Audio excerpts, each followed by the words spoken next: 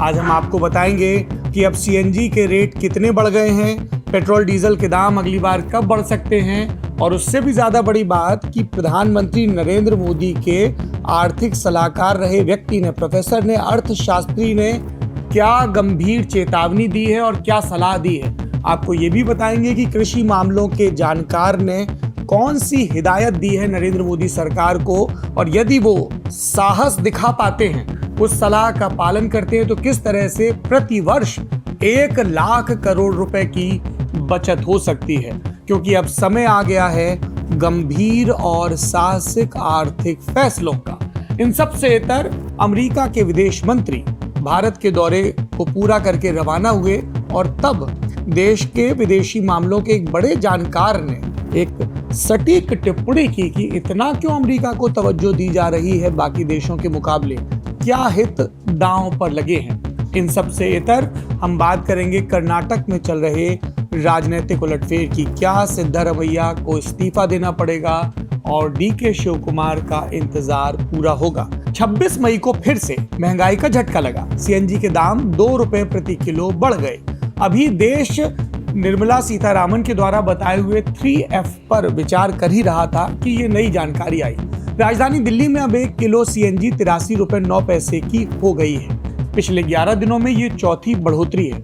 आप क्रोनोलॉजी समझिए। 15 मई को सबसे पहले 2 रुपए बढ़े, फिर 17 और 23 मई को 1-1 रुपए की बढ़ोतरी हुई, और अब फिर से 2 रुपए, यानी कुल 6 रुपए।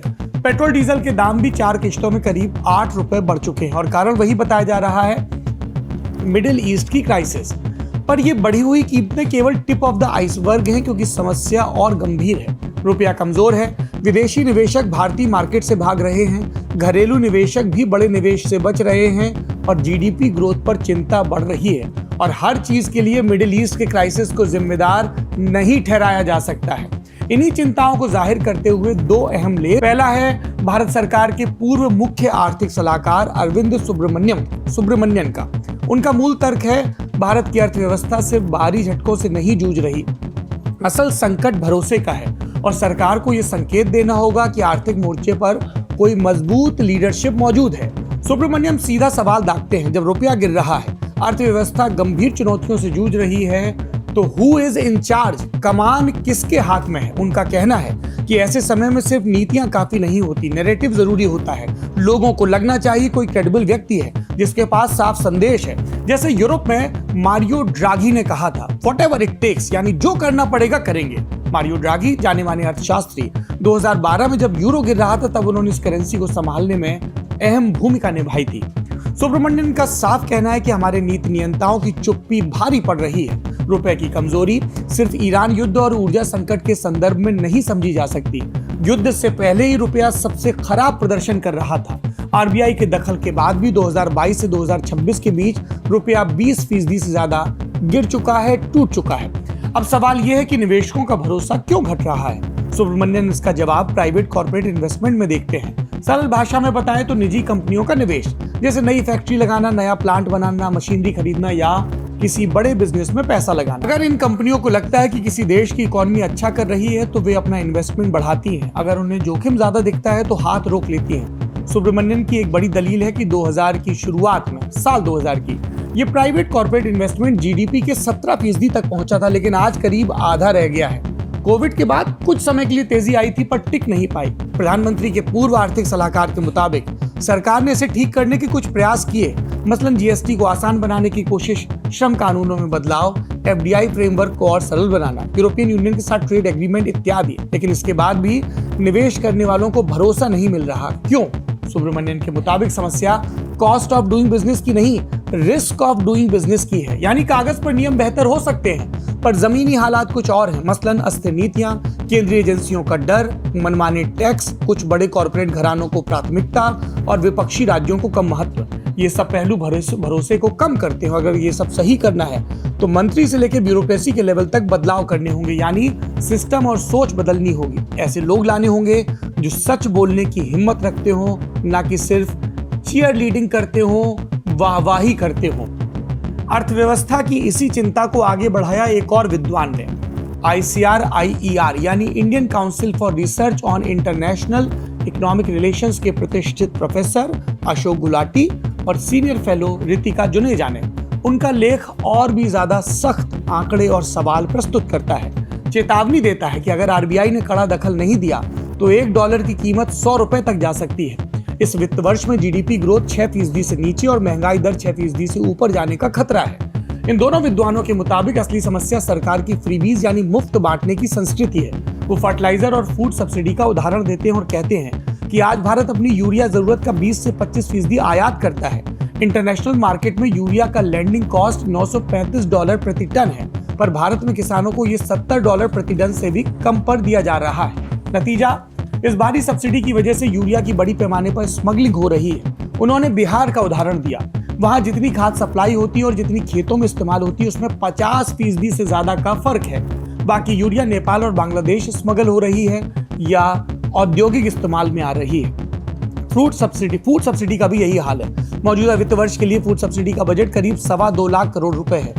ये विद्वान सवाल पूछते हैं कि जब नीति आयोग के मुताबिक भारत में मल्टी डायमेंशनल गरीबी सिर्फ 11% बची है तो 80 करोड़ लोगों को मुफ्त अनाज क्यों बांटा जा रहा है? मल्टी डायमेंशनल गरीबी यानी जिसे सिर्फ आय के स्तर पर नहीं मापा जाता, साफ पानी, हवा, न्यूट्रिशन, सारे पहलू शामिल होते हैं। अशोक गुलाटी और रितिका जुनेजा सलाह देते हैं कि अगर इकोनॉमी सुधारनी है तो सरकार को 1991 जैसे कड़े आर्थिक सुधार करने होंगे, राजनीतिक इच्छा शक्ति दिखानी होगी, नहीं तो संकट बहुत गहरा हो जाएगा। अर्थशास्त्र के बाद अब रुक करते हैं कूटनीति के गलियारों का। भारत में आज हुई क्वाड बैठक। क्वाड यानी quadrilateral security dialogue. South China sea में अमेरिका, ऑस्ट्रेलिया, जापान और भारत ने ये साझेदारी की है चीन की दादागिरी को रोकने के लिए। दिसंबर 2004 की सुनामी के बाद ये चारों देश साथ आए। सबसे पहले आपदा प्रबंधन के लिए एक अनौपचारिक समझौता किया। 2007 में तब के जापानी प्रधानमंत्री शिंजो आबे ने इसे एक पॉलिटिकल शेप दिया और नाम रखा गया क्वाड। उद्देश्य जैसा बताया, हिंद प्रशांत क्षेत्र में चीन के बढ़ते दखल को काउंटर करना।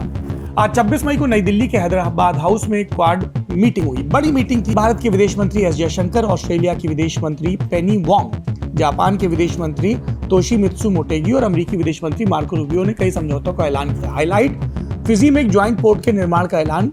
याद रहे, फिजी हिंद प्रशांत क्षेत्र का पहला ऐसा आइलैंड देश है जिसने चीन के साथ बेल्ट एंड रोड इनिशिएटिव पर दस्तखत किए।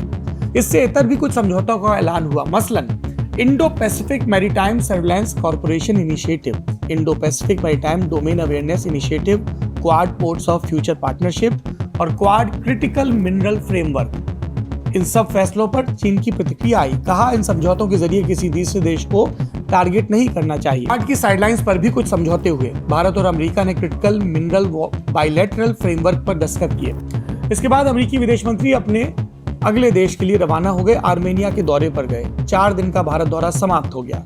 इस दौरान आगरा और जयपुर का देशाटन भी हुआ। मार्को रूबियो का दौरा अहम रहा क्योंकि पिछले साल ऑपरेशन सिंदूर के बाद से ही अमेरिकी राष्ट्रपति भारत के संदर्भ में उखड़ी बयानबाजी कर रहे हैं। टैरिफ के मोर्चे पर भारत पर 50% तक की पेनल्टी भी लगाई गई थी। हालांकि मार्को रूबियो के दौरे को लेकर भारत में काफी हलचल दिखी। इंटरनेशनल अफेयर्स के कंट्रीब्यूटिंग एडिटर सी राजा मोहन का लेख छपा है। वो क्या कहते हैं? रूस और चीन के विदेश मंत्रियों के आने पर नई दिल्ली में ऐसी बेचैनी नहीं दिखती जैसी किसी अमेरिकी नेता के आने पर दिखती है। वजहें साफ है। राजा मोहन के मुताबिक अमेरिका भारत का सबसे वजनदार पार्टनर है। दोनों के रिश्ते में भावनात्मक जुड़ाव भी है। अमेरिका के साथ भारत के एलीट वर्ग के सोशल और एजुकेशनल लिंक्स गहरे हैं। बिजनेस से लेकर पॉप कल्चर तक हर पहलू पर अमेरिका एक बड़ा फैक्टर है। भारत की अंग्रेजी तक बदल गई इनके चक्कर में। पहले ब्रिटिश असर था, अमेरिकी स्टाइल है। लेकिन इस रिश्ते में एक विरोधाभास भी है। भारत में अमेरिका विरोधी भावनाओं का एक लंबा इतिहास रहा है। आज रिश्ते बदल गए।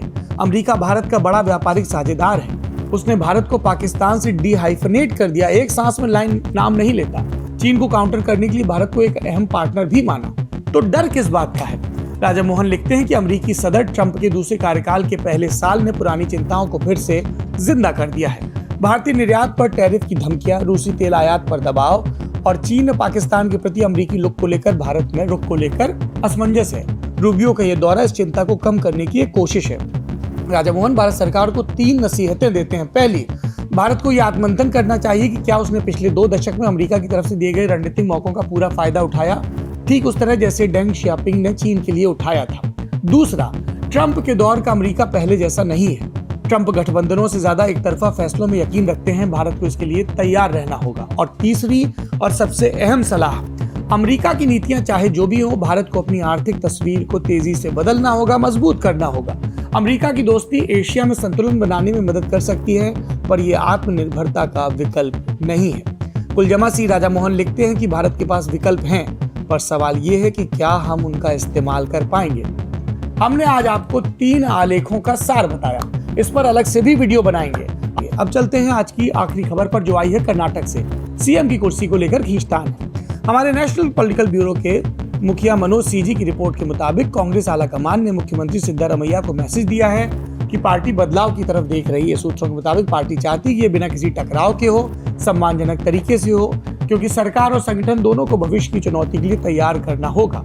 सिद्धारमैया को सोचने के लिए वक्त भी दिया गया है। इधर डीके शिव कुमार का कैंप अपने लिए अच्छी खबर का इंतजार कर रहा है, क्योंकि वो जानते हैं निश्चिंत नहीं बैठ सकते हैं, क्योंकि जो कांग्रेस के राष्ट्रीय अध्यक्ष हैं वो भी कर्नाटक से आते हैं। महत्वाकांक्षाएं उनकी भी अपनी हैं। ज्यादा जानकारी दे रहे हैं हमारे साथी CG Manoj. They have told, the High Command has told Siddaramaiah that you will have to step down. इसको एक transition is the larger word that we have used. कि एक transition चाहते हैं leadership में, government में, organization में, and आप choose करते हैं उसका timing वगैरह, but कैसे करना है आपके सामने। we have a proposal. आप जो post चाहते हैं that you can take. आप state congress president बनना चाहते हैं तो आप वो बनिए। राज्यसभा का इलेक्शन होना है कर्नाटक में, 4 सीट वैकेंट हो रहे हैं, उसमें 3 कांग्रेस जीत सकती है, उसमें 1 सीट आपको दे सकते हैं। एट ए लेटर डेट आप लीडर ऑफ ऑपोजिशन भी बन सकते हैं राज्यसभा में, although he says he is not very keen to come to Delhi. तो एक प्रपोजल रखा है उनके सामने। इसके बाद 6 घंटे का मीटिंग चलता है। इसके बाद सिद्धरामैया जी बैंगलोर रवाना होने से पहले उनके कुछ मिनिस्टर जो साथ में आए थे उनके साथ एक डिनर मीटिंग करते हैं। उसमें कुछ सूत्र हमें बताते हैं कि उन्होंने कहा है कि वो हाई कमांड ने उनको ये बोला है कि स्टेप डाउन कर जाए, और वो शायद यही सोच रहे हैं कि एक सीएल की मीटिंग बुला लें और रिजाइन कर लें। ऑल्दो उनके जो एमएलए जो उनके सपोर्ट में है और स्टेट लीडरशिप में भी काफी सबका उनके सपोर्ट में है, वो बोल रहे हैं कि नहीं, अभी आपको you have to weigh all the options